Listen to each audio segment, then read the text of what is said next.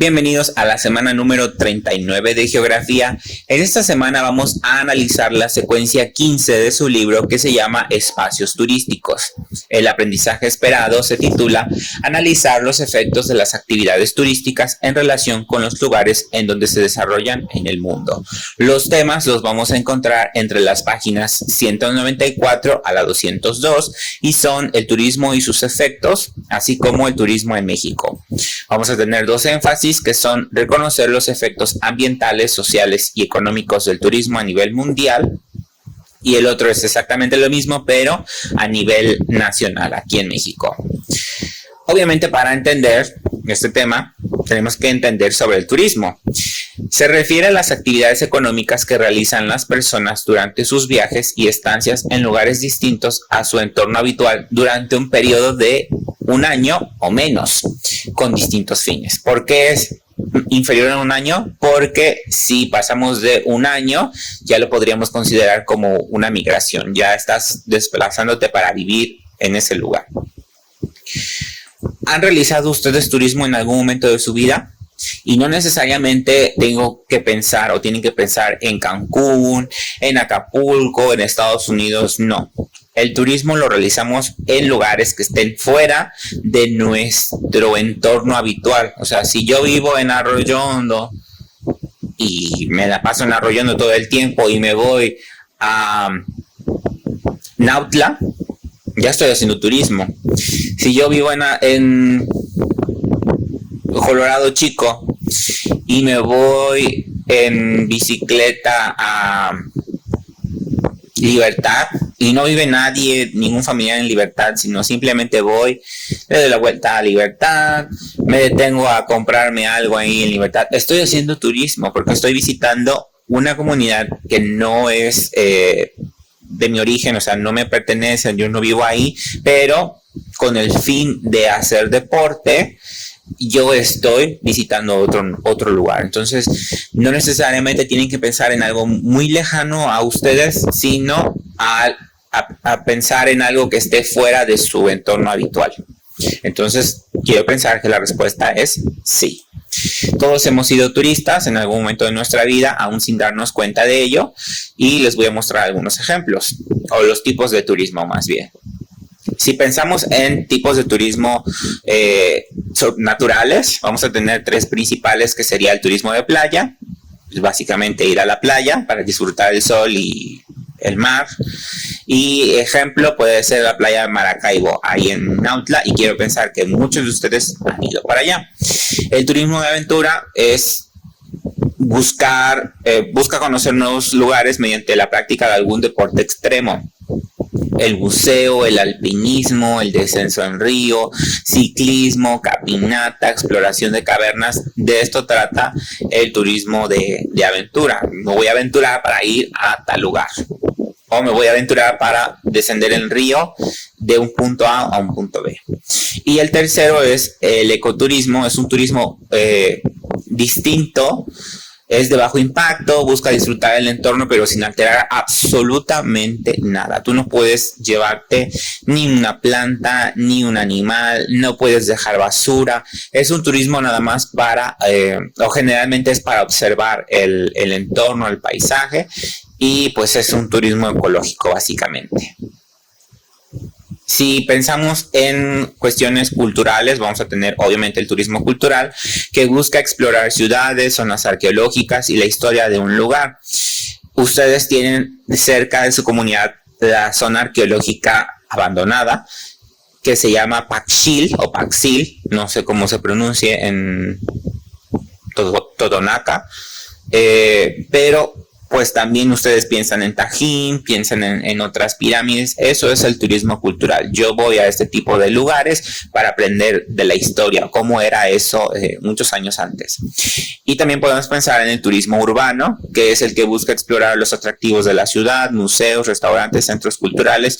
Si han venido aquí a Jalapa, o a Puebla, o a alguna otra ciudad que ofrezca ese tipo de servicios, pues están haciendo turismo porque están conociendo un lugar que es diferente al de su entorno habitual.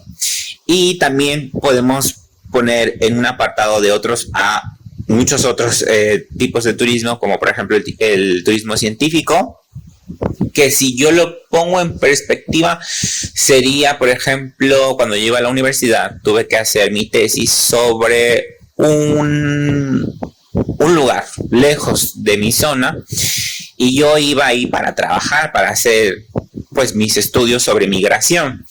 Entonces yo gastaba, yo dormía, yo convivía con estas personas de esta comunidad que están fuera de mi entorno habitual, y estaba practicando, por decirlo de alguna manera, turismo científico.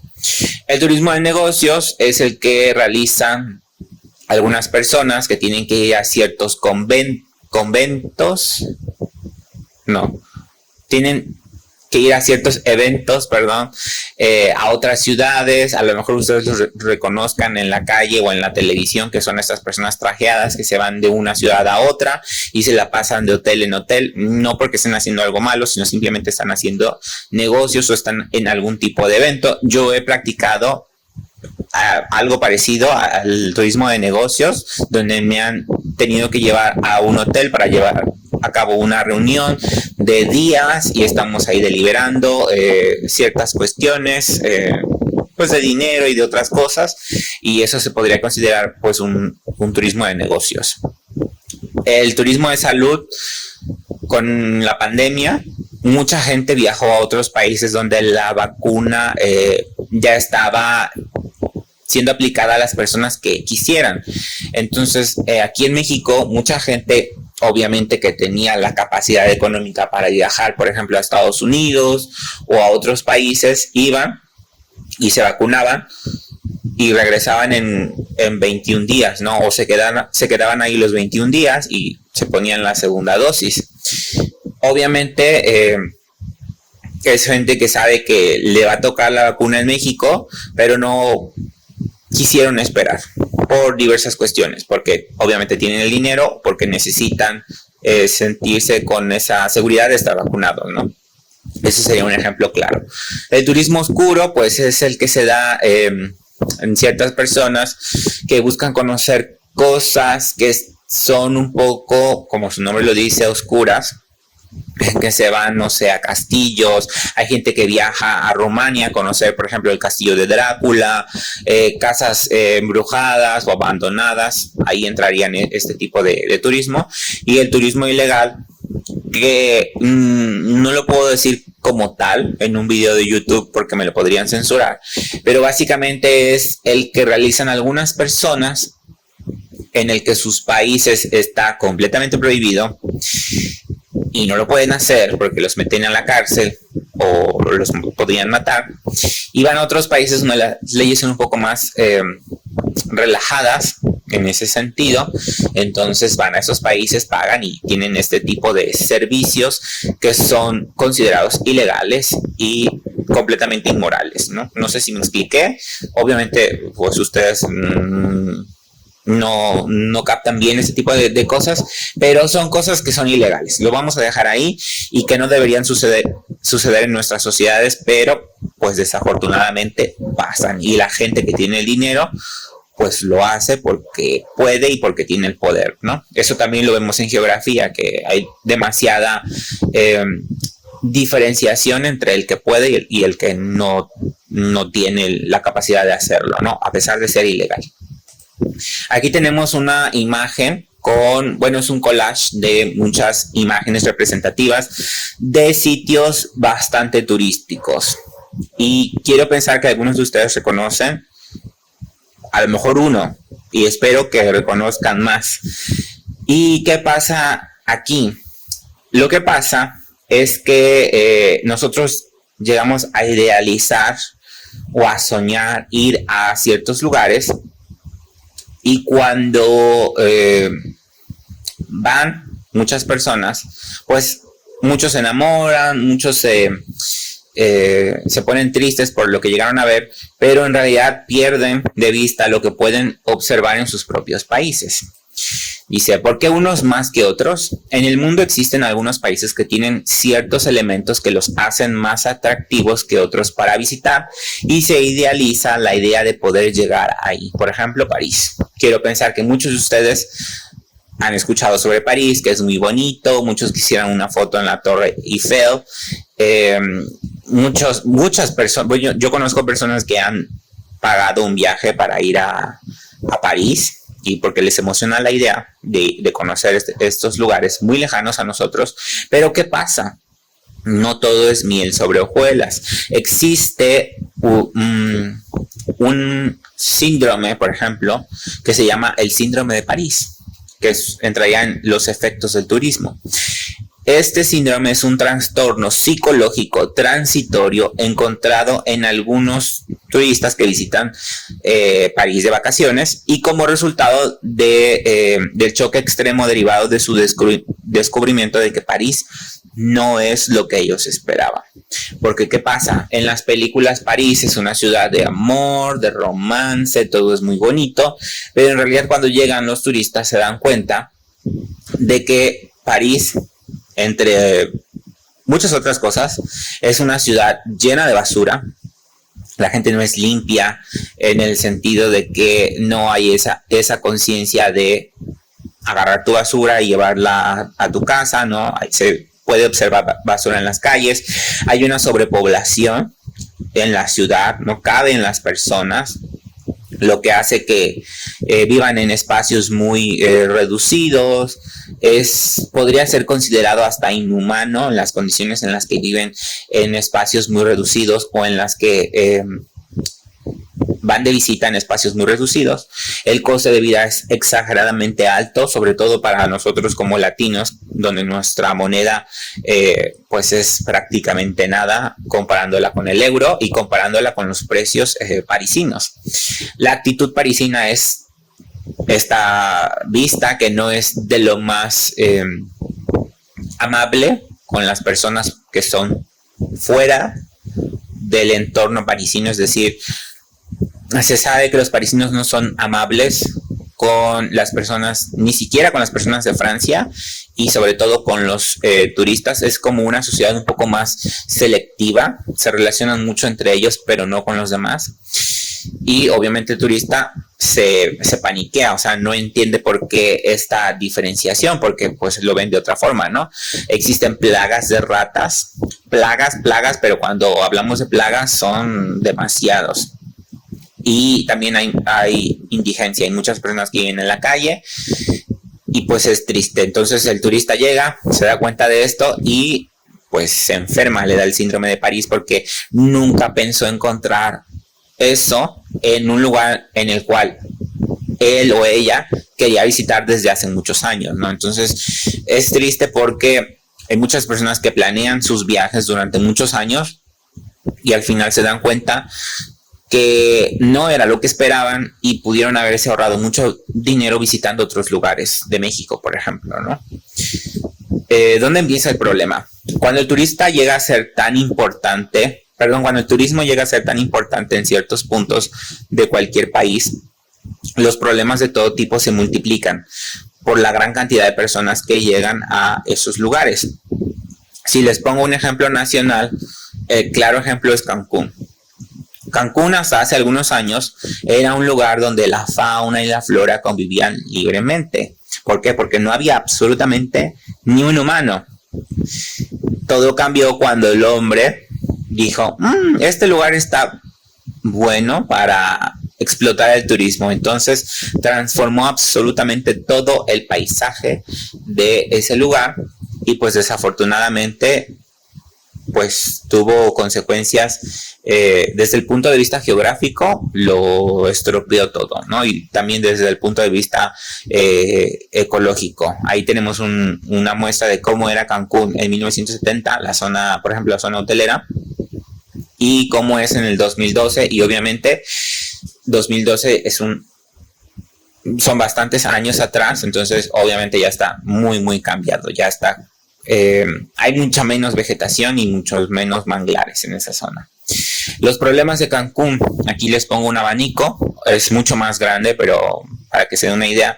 Manglares los destruyeron todos. Los manglares son necesarios para frenar un poco los huracanes, que son tan importantes en esa zona, por lo menos un huracán pega al año, un huracán fuerte en esa zona, y necesitan manglares para detener la fuerza de los vientos y que tierra adentro no sufran tanto de las inclemencias de los fuertes vientos. Entonces, al eliminar esa barrera, es como que te quiten un escudo y entonces estás más desprotegido. El clima también lo modificaron al poner un montón de hoteles.